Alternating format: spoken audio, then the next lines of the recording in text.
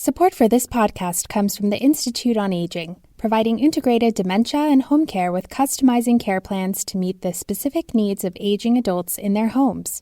Learn more at ioaging.org. From KQED.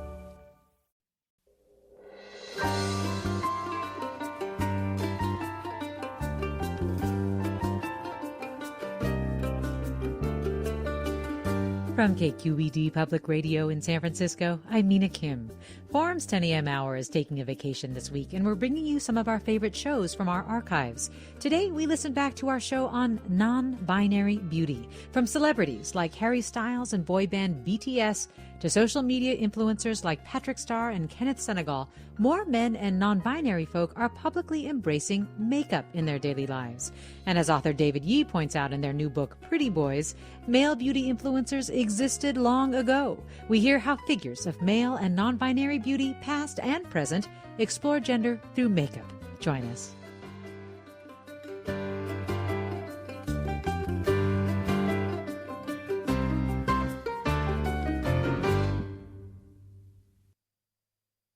This is Forum. I'm Mina Kim.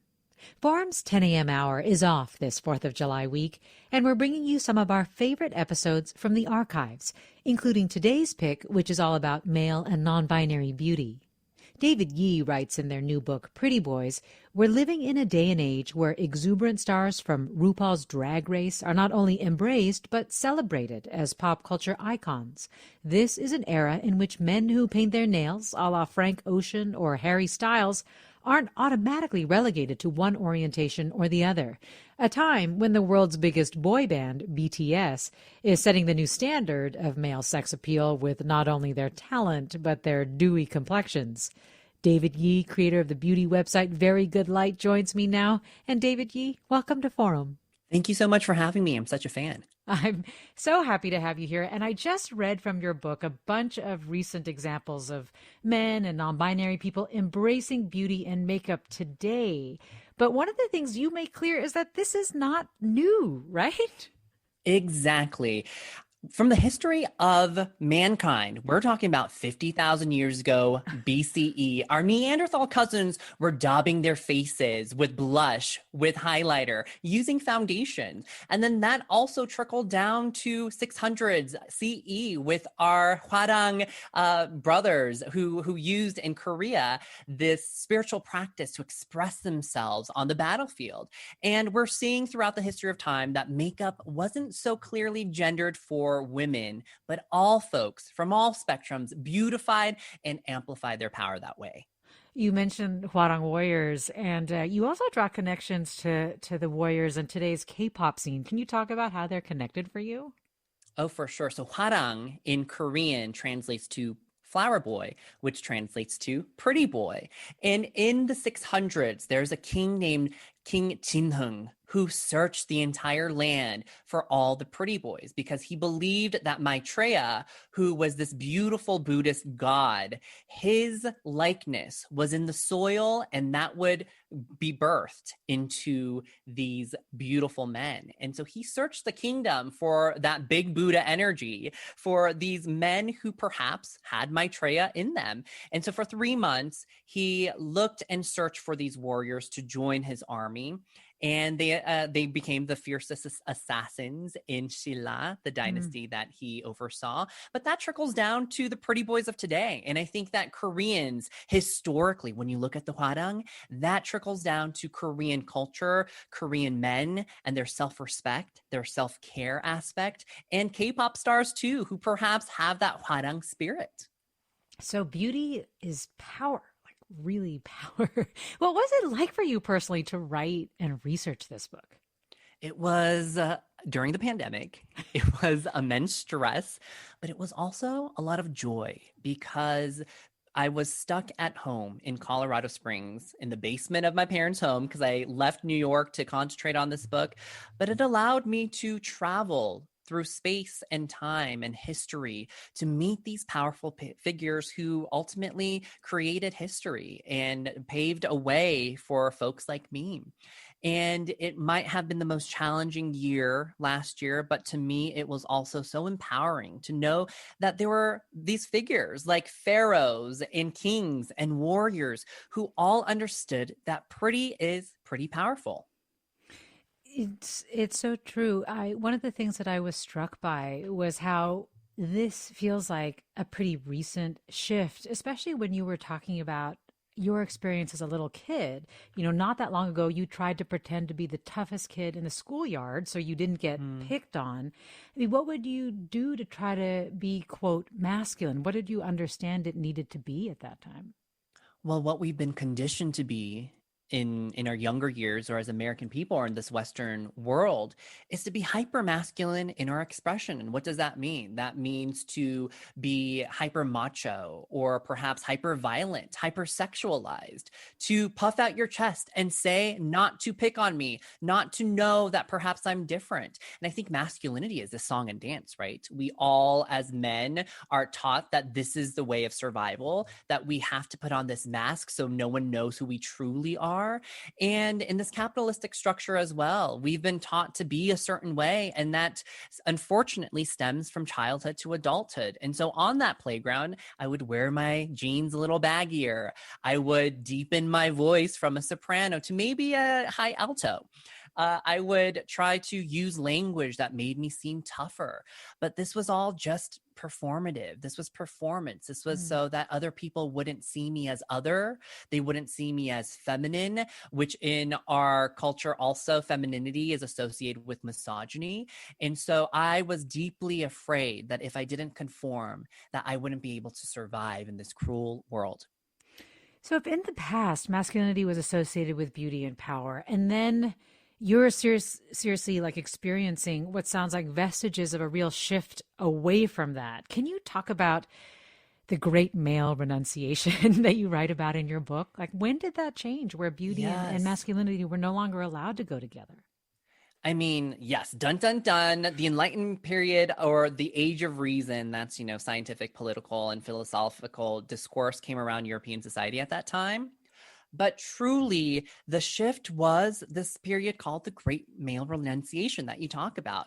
And historians pinpoint that it was at this moment in the late 1700s, this early 1800s, where men were now expected to not beautify because it was considered frivolous. And this was when the gender binary in the Western culture was created. I mean, a historian notes that these thinkers published a female skeleton. And this was extremely important because showing the female skeleton and publishing it meant that women and men, they could finally differentiate between the two. And this gender binary was only propelled by war.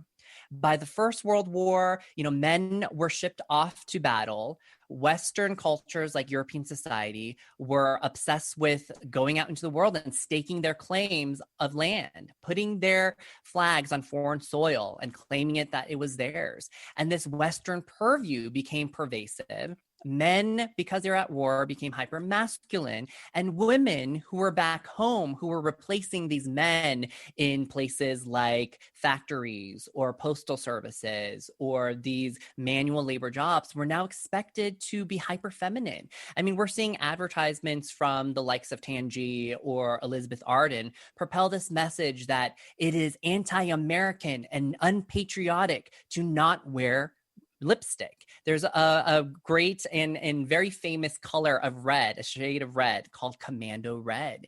And so women were now expected to be hyper feminine, men were expected to be hyper masculine. And that propaganda was so successful that in 2021, we still feel the remnants of what happened hundreds of years ago. But as you say, we are now undergoing a cultural shift. And to quote again from your book, which I really enjoyed and is actually a very beautiful book. Thank you. Just the artwork and everything. But the writing as well, you write, we're undergoing a culture shift in which people of all identities are questioning dated gender roles, sloughing off the binary and refusing to conform to ingrained expectations. Collectively, we are examining and dismantling the past 200 years of oppressive patriarchal propaganda and erasure of anyone who didn't fit in with traditional masculinity. So I guess I'm curious now what you think is sort of driving the renunciation of the renunciation. Like, what do you think is fueling the shift? Well, it's really interesting because I think that people are now aware that these identities aren't new, right? So people are like, why is it that Demi Lovato or Sam Smith are coming out as non-binary? It's so new. Well, this hasn't been new, right? Non-binary folks throughout the world and the history of the world have always existed and thrived. We're talking about India's Hijras, or Native Americans, indigenous folks, and Two-Spirits, or the Fa'afafine of Polynesia, Samoa. I can go on and on. But because of westernization, these third gender folks were now told to conform on this gender binary unfairly, out of their control, when hundreds and thousands of years they have thrived and lived in these societies and been important members. And I think in 2021, we are now attuned more to our history. We're looking into the past. But I think that Gen Z is leading that conversation when they're saying, no, we refuse to be a part of this gender binary construct that was unfairly placed upon us. It's oppressive. And what we're going to do is we're going to express our ways in ways that are empowering and free.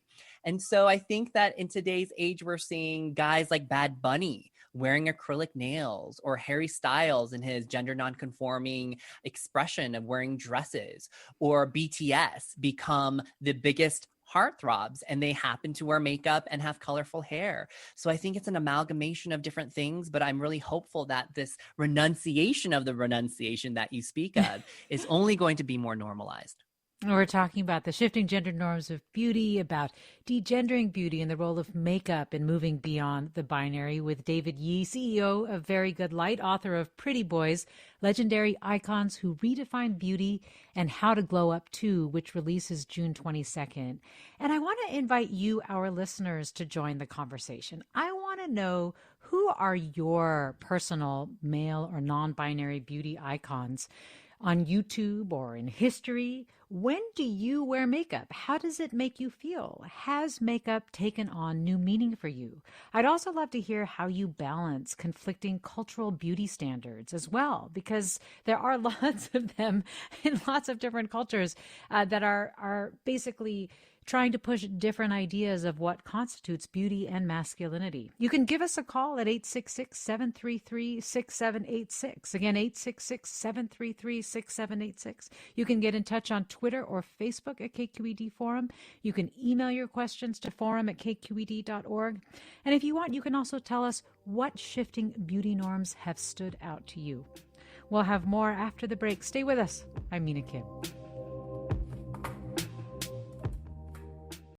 Support for Forum comes from the Institute on Aging, a local nonprofit providing customized virtual and in-home support services for those with dementia. Institute on Aging is the companion you need on your journey to providing care for your loved one with dementia. Learn more at ioaging.org. You're listening to Forum. I'm Mina Kim. We're talking about the shifting gender norms of beauty, about degendering beauty, with David Yee, CEO of Very Good Light, author of Pretty Boys, Legendary Icons Who Redefine Beauty and How to Glow Up Too.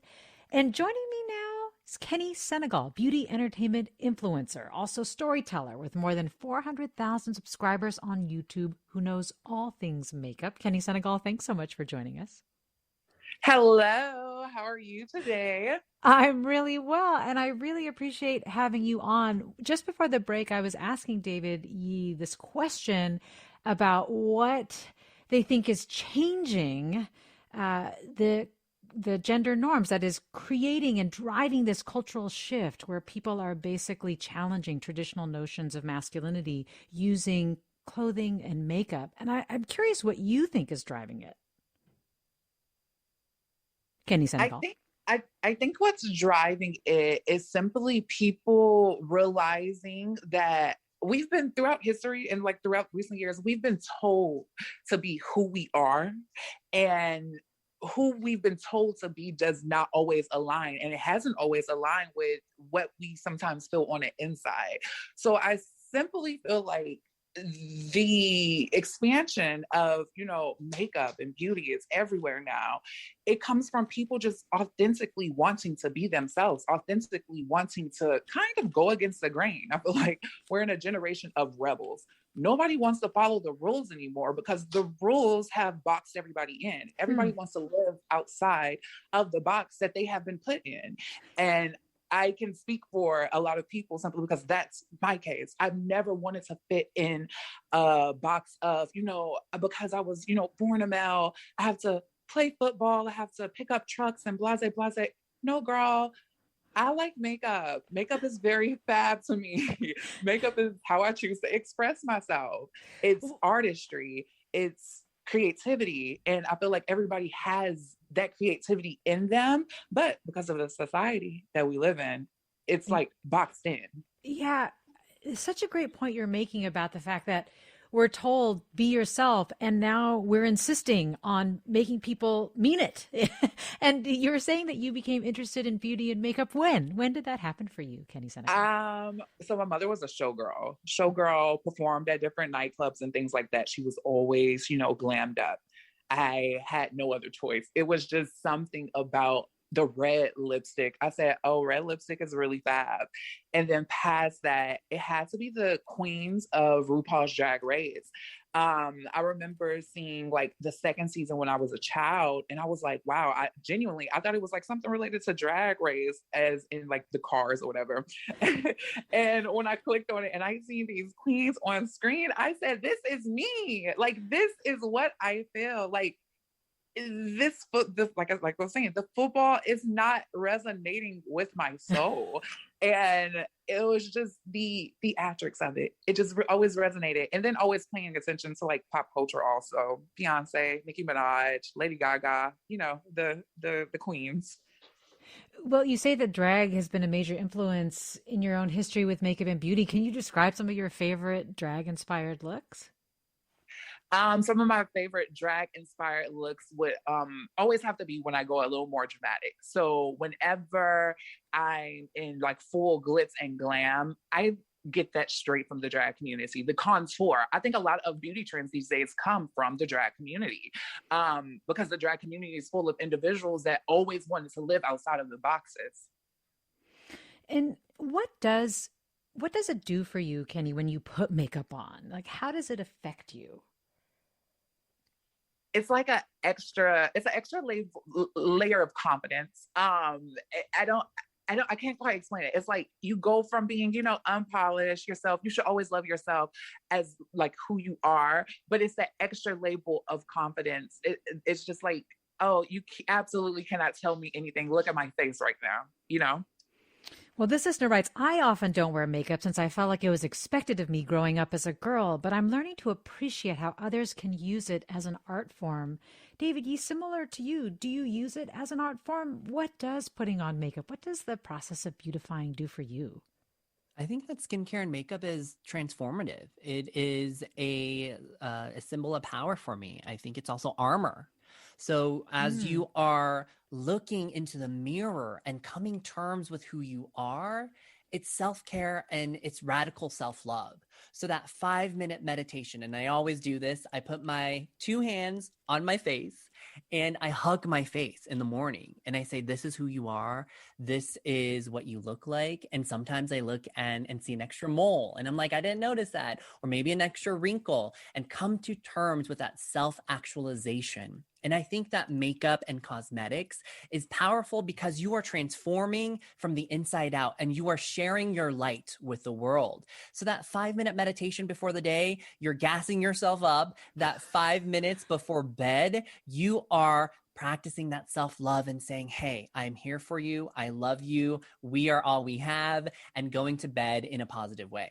And again, we're talking with David Yee, CEO of Very Good Light, Kenny Senegal, beauty entertainment influencer. You, our listeners, are telling us about when you wear makeup, how it makes you feel, if it's taken on new meaning for you. Who are your personal male or non-binary beauty icons on YouTube or in history? How do you balance conflicting cultural beauty standards, and what shifting beauty norms have stood out to you?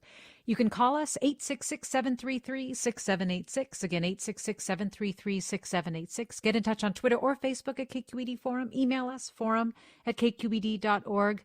This listener asks, how do your guests feel about Candace Owens attacking Harry Styles for wearing a dress on the cover of Vogue, saying, we need to bring back manly men?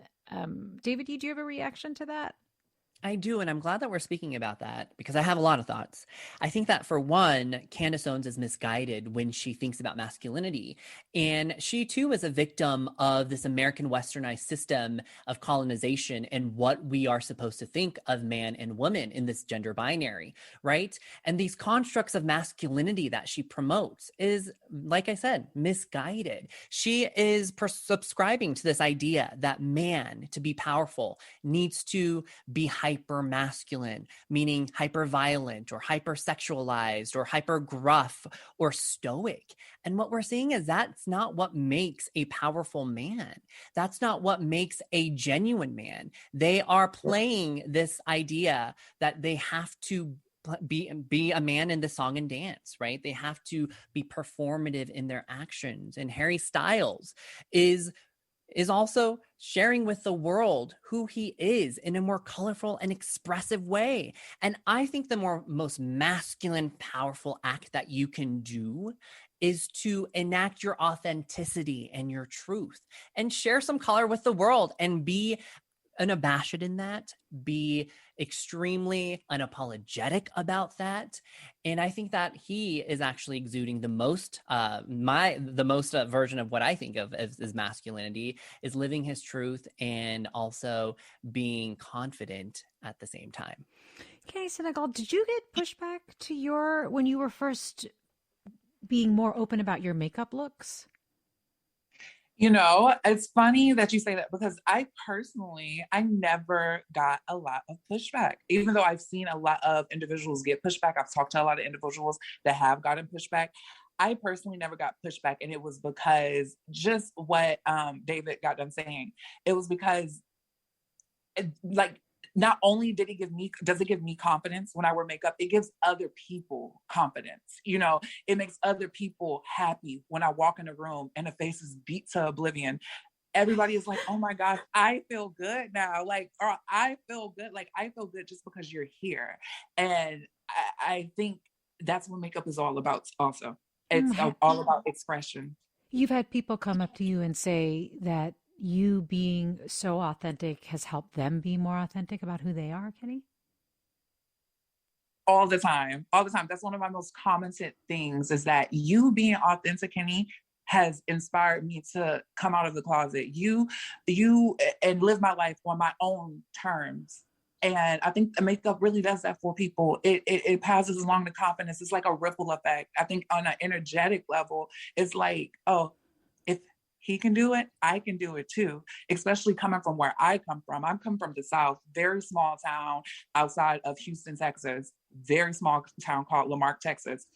Everybody was always put into the boxes. And when I pushed through, I raised up my own community, you know, just by seeing how far I've gotten just by being my authentic self. I think authenticity takes you so much farther than anything else in the world. I understand, Kenny, that you've led workshops for Black and Brown and queer and trans folk. Was that something that you really felt like was important in terms of reaching out to these groups specifically? Absolutely. Absolutely. I think Black queer individuals have been some of the most disrespected individuals in the world, period. I think a lot of Black queer individuals provide a lot of culture to not only pop culture, but to the world. Everything is literally queer now. If you look around, everything is quickly moving into this situation of yes, honey, slay, tea, shade, blase, blase, blase, blase. And I think it's important to uplift the community who has cultivated all of that. Well, we have some calls coming in, and let me go to Mus in Walnut Creek. Hi, Mus. Hi, thanks for having me. I just want to bring another point of view. It's actually from a straight person perspective who grew up overseas. So one of the things I noticed when I came here as an adult is there is a huge masculine toxicity in the United States among boys. And I realized how feminine we have been before I came here. Examples, for example, men, when I grew up in North Africa, are okay recognizing beauty in other men. They would say, that man is handsome, that man is hot. When I came here, I remember saying that to someone, And all of a sudden, the room went dead. Like everyone turned and was like, "What the hell is wrong with you?" Like, man do not call another man.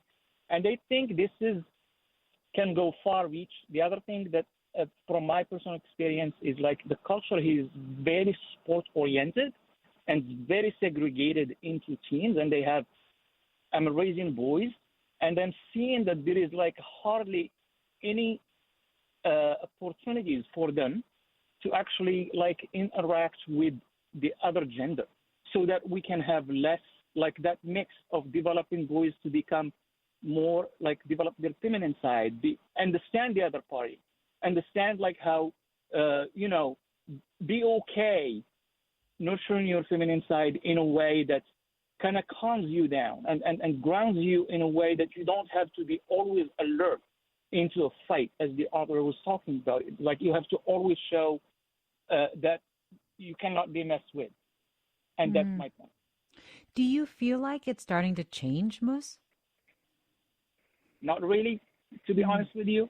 I'm like the culture of like college rape and the culture of like the high school and stuff. I'm seeing it. It's because we nurture that, because we raise kids in a form that it's not okay to show your feminine side. It's not okay to like be hugged and cry and stuff like that. You have to like cap it to a point that it becomes more of like a pressure point, and then like those boys just like explode. Like at some, I'm not like a therapist or like, but I'm seeing things in terms of if you look into the gaming industry. Like for me personally, I'm raising my kids to like to be okay with their sexuality, to be okay to look at actually like watching movies in which there is like nudity, and it was like, for me, it's okay. Violence is not okay. And the reverse, I see parents like, well, that movie is rated, I'm not going to let my kid watch it. And when we look at this, it's about like understanding, like violence, it's okay for them to watch, but not nudity. And this is something that I live in a microcosm of our family that we're trying to like, and we won't win, because my kids are actually raised also by society, and they're going to be out and about with their friends. And I feel like I'm against a huge like current that I can't win. Against a huge current that you can't win. I'm curious, David or Kenny, if you have a reaction to what Mus is saying. What it's also just making me think about is how far we need to go to make being able to express beauty for men and non-binary people more inclusive. What are your thoughts, David? Oh, I'm sorry. I think that we live in a very, very masculine-based culture, and with living in this very masculine-based culture, I think it's important to bring balance, because the feminine is not a lesser, and I think makeup is the boldest expression of femininity sometimes. And we always hold these two energies, and the more we come into balance with ourselves, with seeing, more feminine things, or, out in pop culture and things, the more we come into balance at an inner level, I feel like the more you'll see on a grander scale, and the less like the nurturer is not present anymore, and I think that's what makeup really encourages. Kenny Senegal, beauty entertainment influencer. Also David Yee with us, author of Pretty Boys, Legendary Icons Who Redefined Beauty and How to Glow Up Too. And you, our listeners, are with us. Paul writes, one should remember that our heterosexist patriarchal society associates physical beauty with the feminine to a level that borders on pathology. Specifically with regard to makeup, I believe that instead of men wearing more makeup, it's actually women who should wear less. As a culture, we have lost any kind of appreciation of natural beauty in women. JL writes, the expression when I lived in Tennessee was any old barn looks better with a coat of paint. When I didn't have time to put on makeup, I spent the day being asked if I was sick. Interesting points. David Yee, first I want to ask you why you started your line, Good Light, as a partner to your website, Very Good Light. Yes, I think that gender inclusivity is being truly inclusive and understanding that makeup and cosmetics doesn't have a gender identity, doesn't have a sexuality. These are tools to empower yourself to feel your best. And so good light is all about shining your good light, being confident in who you are. And like Kenny said, being authentic and unabashedly so. I think that we live in this society that is patriarchal, that also is just so hyper masculine and deems hyper masculinity as something that is more beneficial to someone than femininity. And at the core of that, we need to unpack that, right? Because it goes into misogyny. So when we're saying someone is feminine in behavior, like that boy is feminine, we see that as something that's disposable. But when we look at a tomboy girl, right? A girl who's a tomboy, we say, oh, wow, she can change tires, or she's gruff, she can hang with the guys. That's something acceptable. And I think at the core of what we're looking at is misogyny and this deep resentment of women and thinking as femininity or women as incapable, and almost in our culture of capitalization, penalizing folks. And I would like to say to Moose, I mean, we need more parents like Moose and parents who really do promote this idea that men can be anything, that masculinity can be expansive. In our Western culture, it is so boxed in and it is so claustrophobic to be this type of person, this masculine person, because at the core of it, what does masculinity and femininity mean, right? I mean, obviously, we're not going to abolish these terms in our American English lexicon, but at the core of it, when we say that boy is feminine because he happens to wear makeup, what does that mean? Because men from all spheres and cultures throughout history have always worn makeup. So what does that actually mean semantically? And I think that we need to be more exact and to the point and promote an expansion of these identities. But I think what some of the comments just before the break were getting at was this concern about makeup is also becoming something that people will feel pressure to do. And I'd love to get your thoughts on that and how to guard against that right after the break. Again, we're talking with David Yee, author of Pretty Boys, Legendary Icons Who Redefined Beauty and How to Glow Up Too, and Kenny Senegal, beauty entertainment influencer. And we'll have more with them after the break. I'm Mina Kim.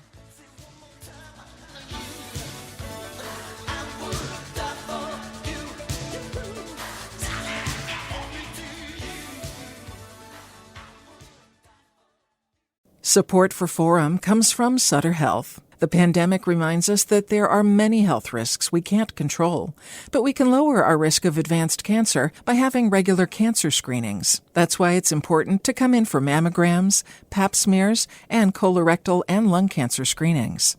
It's staying on top of routine care, even in extraordinary times. It's 1,000 things, big and small. Book your appointment today at sutterhealth.org. This is Forum. I'm Mina Kim. We're talking about degendering beauty and using makeup to go beyond the binary with Kenny Senegal, beauty entertainment influencer, David Yee, CEO, Very Good Light, author of Pretty Boys, Legendary Icons Who Redefined Beauty and How to Glow Up Too, which releases June 22nd. You, our listeners, are with us with your thoughts and reactions to makeup, how it makes you feel, whether it's taken on new meaning and is shifting beauty norms. Also, if you have personal male or non-binary beauty icons you want to share, let us know at 866-733-6786. Again, 866-733-6786. You can get in touch on Twitter or Facebook at KQED Forum, or email your questions to forum@kqed.org. And Kenny Senegal, just before the break, I was talking with David Yee about the role of makeup. There were some comments that we got about from JL, for example, saying that if JL didn't put makeup on, that someone would ask them if they're sick, or whether or not we're just putting too much emphasis on makeup and people should just generally be wearing less of it. Some of that, I think, is born from concern about capitalism, about the beauty industry, propaganda that often is driven more by profit than, say, gender freedom. Do you worry about that, Kenny Senegal? Oh, definitely. I've experienced several times, like, for example, being in the influencer space, I've seen companies go as far as hiring people who aren't even into makeup to do campaigns. And it's like, why? Like, there's tons of people out here that do the makeup, tons of boys, tons of non-binary individuals, that do makeup, but you go and you pick somebody just because they have a larger following. And I get the ideology behind that, but it's literally, you're literally just in it for the money. You're not in it for the to make the world a better place. You're in it for very selfish reasons, and that goes into, money just being the everything to people. Money is everything. And I think that money is on a pedestal that money should not be on. But the beauty community, the beauty space is strictly money driven. So, David, as someone who is the founder of a skincare brand, does this concern come into conversations that your company has? Absolutely. We need to talk about equity and agency, right? So when beauty companies are saying we need to diversify our campaigns, we need to be very cognizant of, are these companies capitalizing on marginalized folks and their pain for their capital gain? And that's where I have a problem. And that's when I want to have this cultural shift. And, I want to promote this idea that we need to have decision makers, power players within these institutions from these communities. So do you have enough Asian folks in management? Do you have Black trans folks who are actually making decisions? Or are you just using these communities because it's trendy to do so?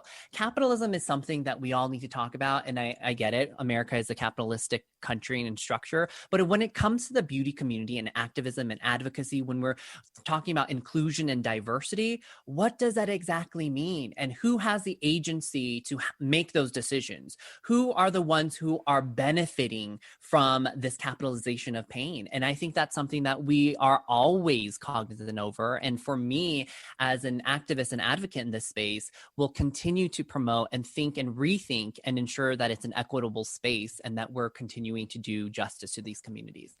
Well, Henry writes, Louis XIV, King of France, was not naturally a beautiful man by both standards of then and now, but his confident use of clothes and makeup sold his beauty and inspired millions. I'm a 65-year-old heterosexual man and am fortunate to have always been around people supportive of my use of clothes and makeup to show off my beauty. And Catherine tweets, I have an early 2000s understanding of how to do my makeup and would love to learn more about how to do it well today. Any resource recommendations? Overwhelmed with figuring out where to start. Kenny Senegal, I'll start with you. Any tips for Catherine? My only tips for anybody is to always be their authentic selves, honestly and truly. Like, whatever you feel, you do. I don't know if that strictly answers this question, but my tips would be to be your authentic self. Do what you feel. Follow your heart. The mind can be tainted. The mind can be ran off the railroads, which is why we're even here in the first place. Okay, Kenny, I totally get that. But can you tell us how people, say, interested in beating their face and really going there with their makeup looks can get started and learn more? I say just practice, do. Like, change the people you follow on social media. The people you feel like, oh my gosh, she's beautiful. That makes me feel comfortable. Change the things you watch. Look, when you go in a mirror, simply take a brush and play, girl. Just play, because the beauty standard is trash. Play, do what you feel. And there are a lot of options to look around, right, Kenny? There's your YouTube channel. There are a lot of people on social. Yeah. Yes, but those people aren't always pushed. There's a lot of people out here that are doing the thing, that are inspiring, larger creators, that are inspiring not only larger creators, but, the celebrities. The celebrities literally get their influence from a lot of the smaller creators. And they take it and they make it fit into their box, but it's the smaller creators that are influencing and shifting the communities behind the scenes. It's not the companies. It's not the creators that are always pushed to the forefront or whatever. It's the smaller creators. Well, David, can you give any tips for anyone who might be interested in embracing beauty and makeup for the first time, but might be reluctant to wear like a full face of makeup? Yes, there are so many resources in today's age. I mean, go to Kenny Senegal's YouTube channel for one.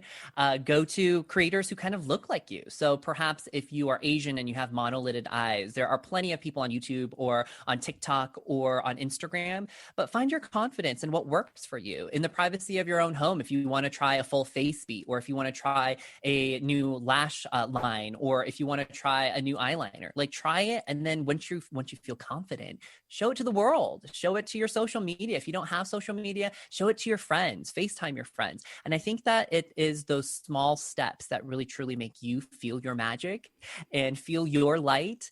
And once you feel that from inside and confident, that's only going to spread light to the world. I'm curious, what is a beauty or makeup trend that you really love right now, David Yee? You know, for me, I love just dewy skin and healthy skin. And I'm not talking about like clear complexion. I'm talking about all types of skin. And all types of skin is healthy. But I love this glow that there's this sheen. It's this kind of sweaty look. And especially for the summer, I am so ready to see people in person. Hopefully they're vaccinated. And I'm ready to kind of just compliment how supple and bouncy their skin looks. Do you have a favorite trend right now, Kenny Senegal? I would have to agree with David. The high gloss cheekbone is absolutely everything. The high gloss cheekbone would have to be my favorite thing right now because it's so fresh, and you can literally put it on a face full of makeup and it will make you look fresh. It will make you look so like, wow, like girl, did you just finish your makeup all day long? Or a blush across the cheeks is always a great option, and taking it up into the temple. A light eye, bold lip, absolutely love. And the freckle trend, I adore the freckle trend. The freckle community has a problem with the freckle trend, but it's so adorable because it adds this this aura of I'm not perfect, you know?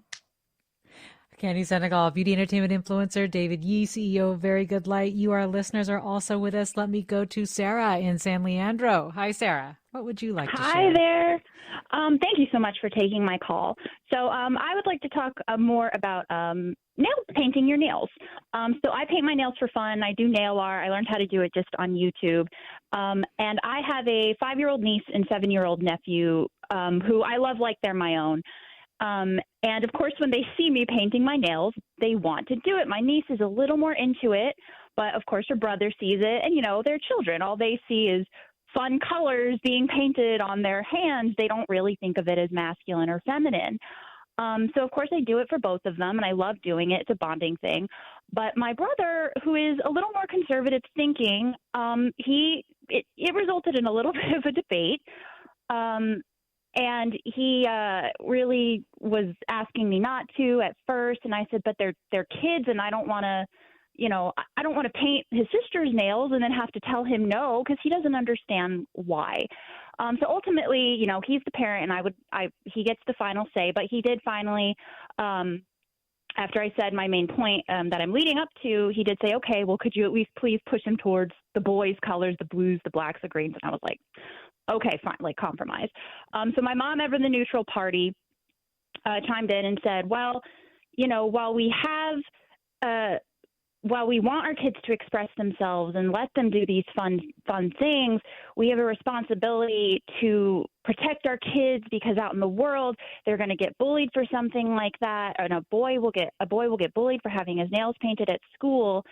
And so my point that I ultimately got across, I think I got it across to my brother, and the point that I would like to make to your listeners who perhaps are raging against this conversation is that, yes, we do have a responsibility to protect our kids and set them up for success and do everything we can to prevent them from being bullied.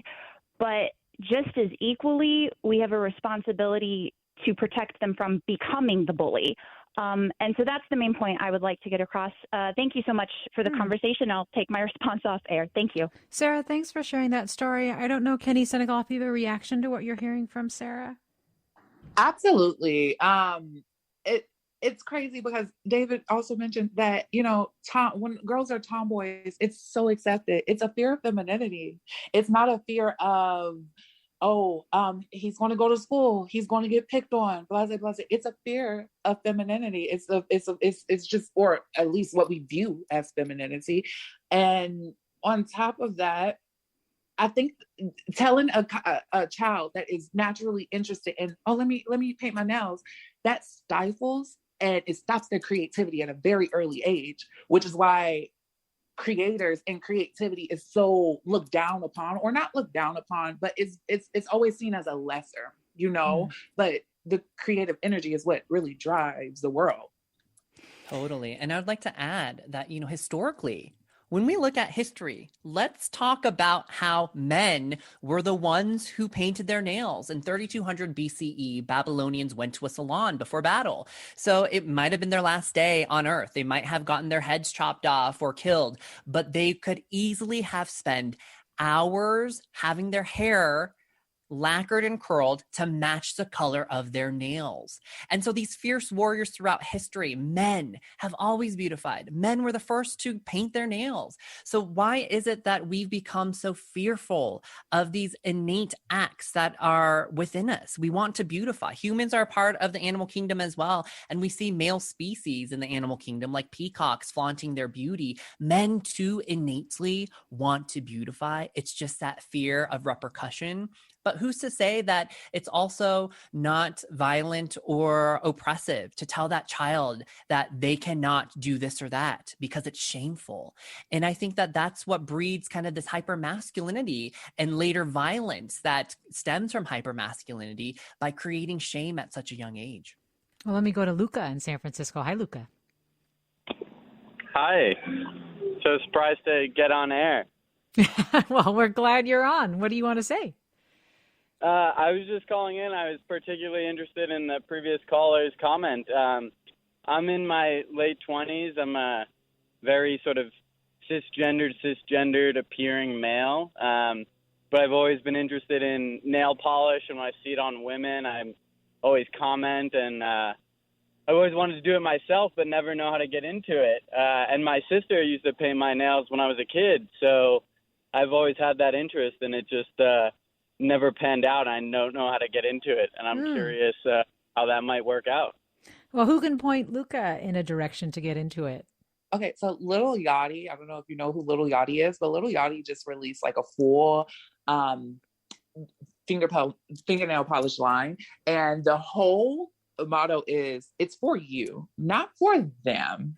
And I think following up with somebody like a Lil Yachty, or just a heterosexual male that is into the nail, the nail polish, and you show like the Bad Bunnies of the world, you show your good girl friend that, and they'll be like, oh, okay, I see.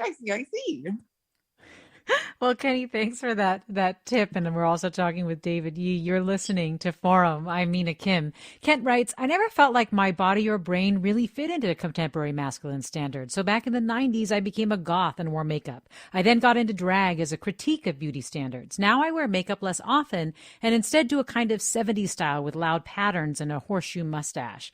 I still do painted nails. So I've kind of come around to embracing a kind of masculinity, but it's still drag.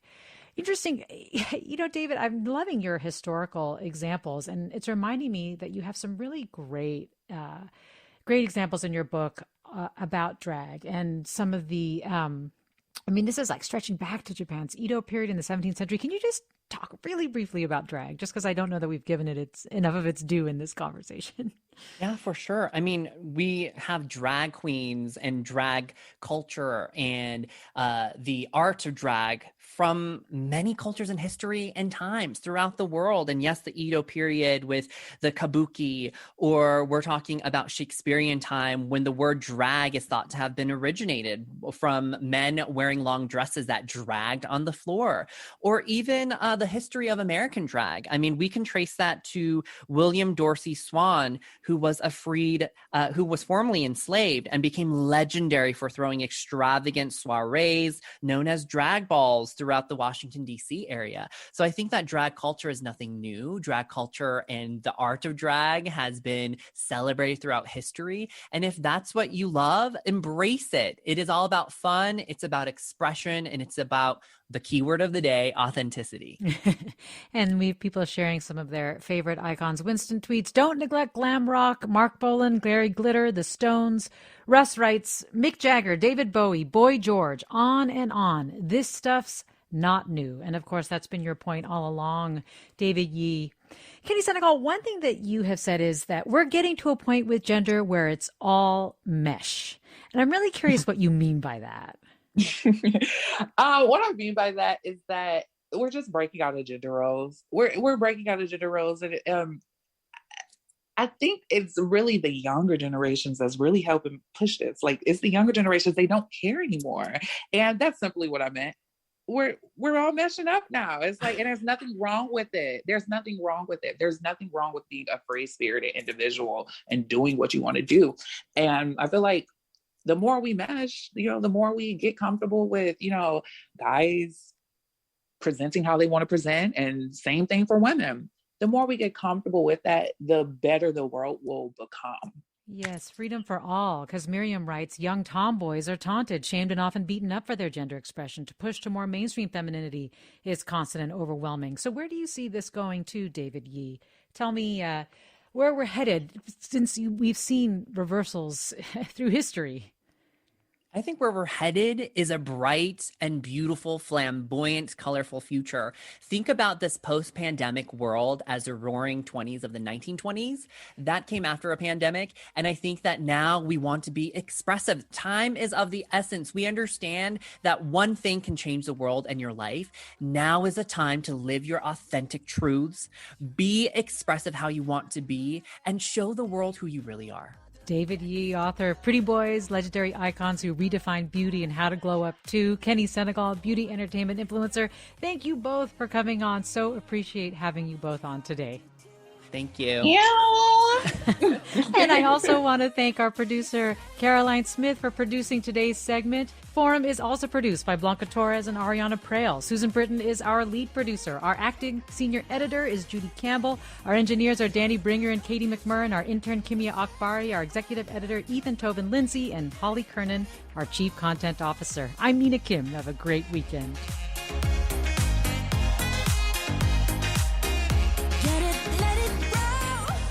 Funds for the production of Forum are provided by the members of KQED Public Radio and the Germanicos Foundation and the Generosity Foundation. What do students really need in order to learn? I'm Ki Sung. And I'm Nima Gobir, coming at you with a 6th season of Mindshift from KQED. Mindshift is the show where teachers, parents, and caregivers can discover solutions for raising our kids in the modern era. Points. It teaches students that all you got to do is get points. You don't actually have to learn. You just have to get points. Follow Mindshift wherever you get your podcasts. First episode comes out on July 20th.